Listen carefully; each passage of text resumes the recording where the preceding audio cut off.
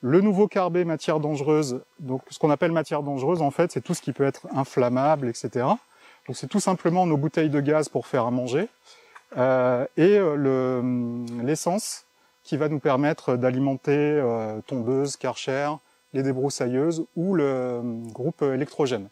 Donc on garde tout là avec des bacs de rétention en dessous, comme ça si jamais il y a quelque chose de percé, on peut récupérer les liquides en toute sécurité. Derrière nous, on a ce qu'on appelle la salle sèche. Donc c'est une salle climatisée, donc ce qui peut être agréable parce que comme il fait des fois dans les 35-40 degrés ici, ça peut être très très lourd. Donc on est bien d'être à 25 degrés et avec moins d'humidité. C'est pratique pour travailler ou pour par exemple faire des expériences. On a des microscopes, on a tout le matériel possible pour pouvoir travailler, faire des expériences de laboratoire. Donc derrière nous, les toilettes et en bas les douches. Les eaux qu'on récupère, on les envoie sur un système de phytoépuration.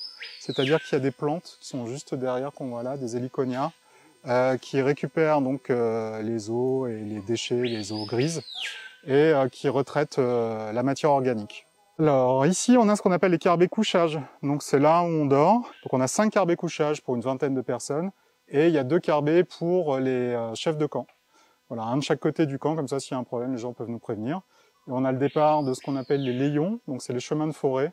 En Guyane, ça s'appelle des layons, pour partir rejoindre certains points d'intérêt autour du camp.